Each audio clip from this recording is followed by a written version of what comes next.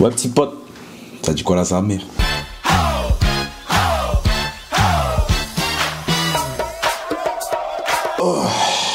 C'est fait un gros week-end là, un gros week-end. Pour ceux qui ne savent pas, qui ne me suivent pas sur Twitch, qui savent pas que c'est la plateforme où je suis le plus actif. Ce week-end, il y a eu un événement caritatif pour le site d'action. Donc comme je l'avais dit, je crois que je l'avais dit dans la vidéo juste avant. Ouais, je l'avais dit. Bref, c'était là ce week-end là, ok, avec Cœur de Gamer, etc. On a récolté des fonds pour le site d'action. Donc c'était super lourd. Moi j'étais dans ma chambre, les autres ils étaient en IRL, etc. Et voilà, c'était un bon week-end. On a fait ça bien, on a kiffé. C'était super cool. Et puis j'ai battu un record de viewers sur Twitch. Je suis allé à 1100 viewers, un truc comme ça. Genre folie de fou. Donc je suis archi content là. Et là je me suis dit, vas-y, c'est quoi? Je vais tourner une vidéo. Je vous dois une vidéo sur les galères que j'ai eues en fait pour mes papiers jusqu'à ma résidence permanente. Parce que là ça y est là. J'ai la résidence permanente, j'attends juste la carte. Tout est bon, on a accepté, on est bon. Donc je vais vous expliquer ça. Je sais que je l'ai déjà expliqué dans plusieurs vidéos, mais c'est toujours mieux de faire une vidéo vraiment sur le truc, tu vois, et pas d'expliquer à chaque fois et de dire ouais faut que tu ailles checker cette vidéo là à telle minute, à telle minute. Bah t'inquiète, t'as la vidéo, tu vas regarder. Bref, on va commencer directement. Tout commence en 2015. Vous savez déjà mon histoire. 2015, j'arrive au Canada. J'arrive au Canada avec un permis d'études. Comment j'ai fait le permis d'études? Le permis d'études, je l'ai fait d'abord en contactant l'école. Donc j'ai été accepté par l'école et ensuite j'ai fait les démarches pour le SRAC. Donc c'est comment ça s'appelle SRAC? C'est quoi les trucs de SRAC, frère?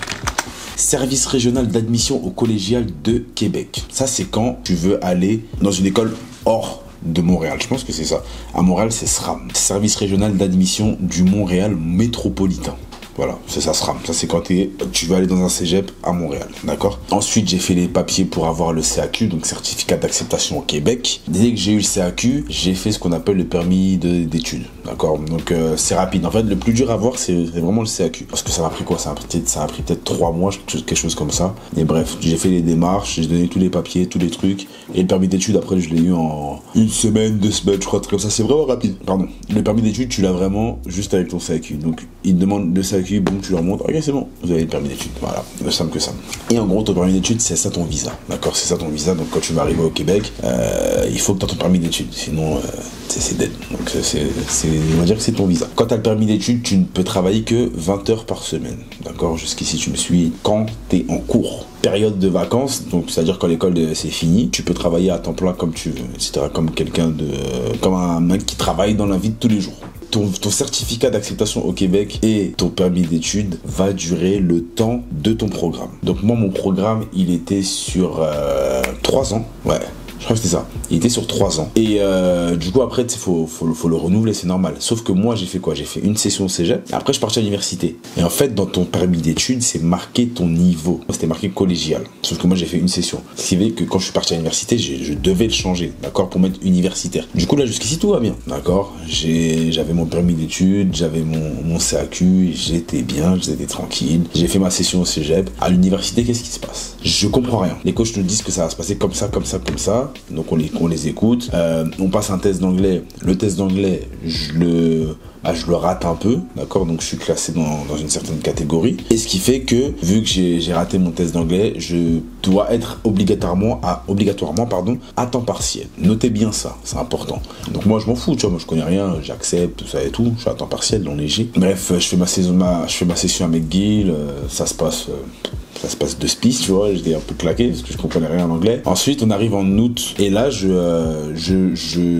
des problèmes avec McGill, d'accord, j'ai des problèmes avec l'équipe, etc. Du coup, je joue pas, je peux pas parce que j'avais pas en fait fini de payer aussi ma session d'hiver. Donc au final, j'ai pas joué la saison 2016, voilà, en automne 2016, j'ai pas joué. Et vu que j'ai pas joué, je suis pas allé en cours. Donc je n'étudiais pas en automne 2016. Retenez bien ça, retenez tout ce que je vous dis, les amis, d'accord? En décembre 2016, j'ai essayé de m'inscrire à l'université de Montréal. Je voulais aller à l'UDM, du coup je m'inscris là-bas. Ils me disent que je dois changer mon visa. Et même me disent que je dois changer mon visa, contrairement à McGill qui m'avait rien dit. Ils me disent que je dois changer mon visa parce que dessus c'est marqué collégial et ça doit être marqué universitaire. Donc moi au final je commence à faire la démarche en 2016, donc décembre 2016, même si ça se finissait en 2018, je m'en fous. Donc moi je fais la demande, etc. J'ai l'admission de l'UDM, donc je suis admis à l'université de Montréal. Sauf qu'après, à l'université de Montréal, il y a des petits problèmes, je dois payer la session d'un coup, j'ai pas l'oseille, donc vas-y, je me dis quoi, je me dis c'est quoi, je suis accepté, c'est pas grave. Mais au moins je sais que j'aurai mon visa, tu vois, universitaire, et après quand j'irai dans une autre université, je sais que j'aurai déjà le visa, je serai bien. Donc je m'y prends grave tôt, tu vois, je suis content. En attendant, je vais étudier au cégep. Je prends des cours du soir, je suis à temps plein, etc. Comme ça, au moins je me fais pas baiser par les papiers. Ah non, je me souvenir, c'est le CAQ que je dois changer en fait. C'est le CAQ que je dois changer parce que dessus c'est marqué collégial et pas universitaire. En fait, sur les deux c'est marqué ça. Si je me trompe pas, sur les deux c'est marqué ça. Le visa et le CAQ, donc je dois changer les deux. Bref, je fais le CAQ et c'est pour ça que je vous dis le CAQ c'est le plus dur. Parce que quand je change de CAQ, qu'est-ce qu'on me dit? Vous n'êtes pas éligible, parce que vous n'avez pas fait de l'étude votre principale activité. Moi je me dis ouais, comment ça j'ai pas fait de l'étude, je sais pas quoi, donc je comprends pas. Je renvoie la même chose, d'accord, avec une lettre où j'explique et tout ce que j'ai fait à McGill et tout. Bam, il me refuse. Et donc c'était combien? J'ai payé je crois que c'est 100 je sais plus, entre 100 et 200 balles là, bref, j'ai payé un truc pour faire la demande. Donc j'ai payé ça, ça mère dans le vent. Je refais la demande encore une fois. Il me renvoie la même chose. Je renvoie un truc. Il me refuse encore une fois. Je dis oh wesh, comment ça se fait? Et là je commence à me gratter la tête. Tu vois, je me dis bon, c'est bien bizarre.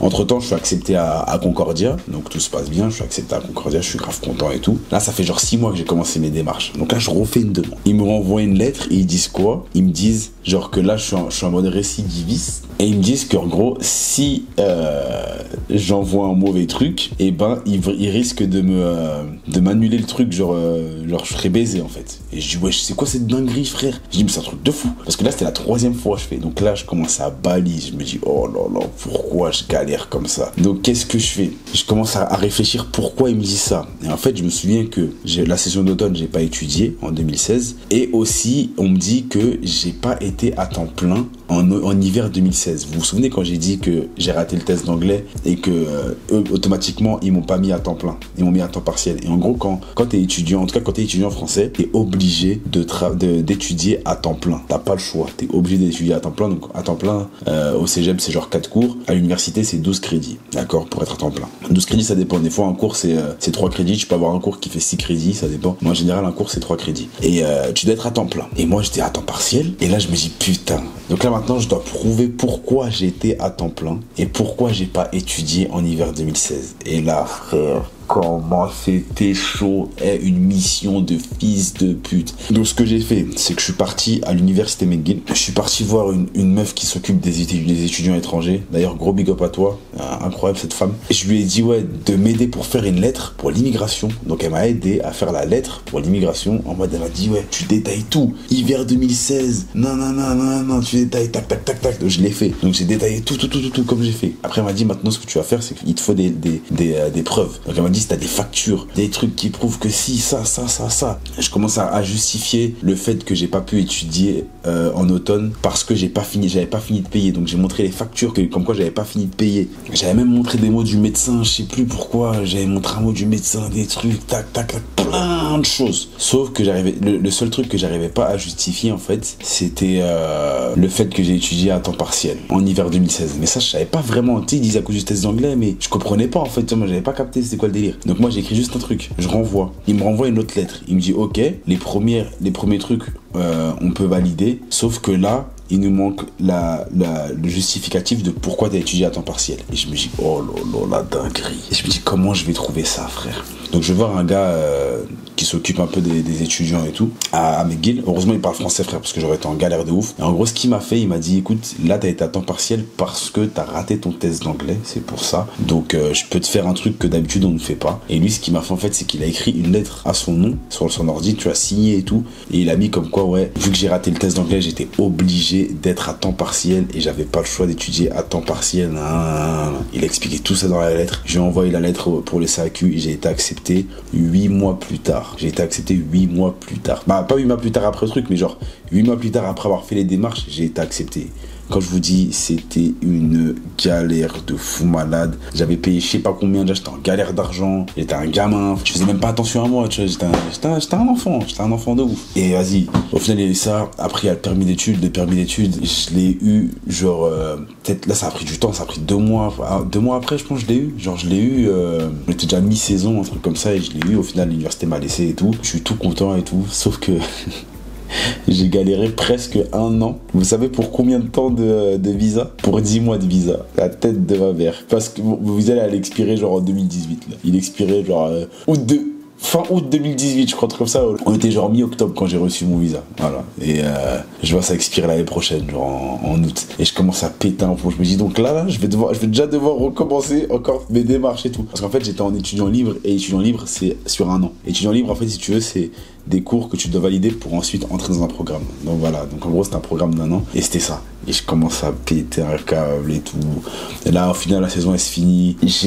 J'arrête le foot, j'arrête l'université, ça m'a saoulé. Et c'est là, après, je me suis lancé sur YouTube et tout. Et je me suis dit quoi, pendant que je suis sur YouTube, je vais étudier. Je voulais faire une technique en informatique. J'étais vraiment à fond dans l'informatique. Je voulais vraiment travailler dedans.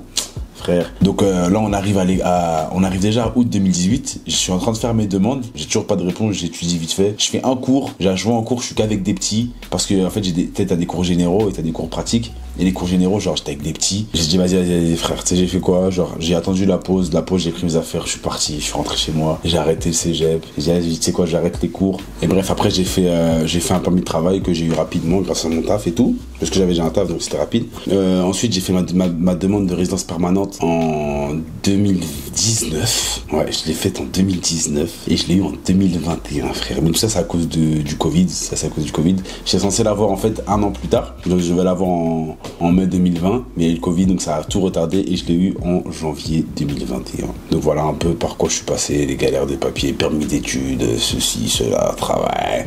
Au final, aujourd'hui, je suis résident permanent.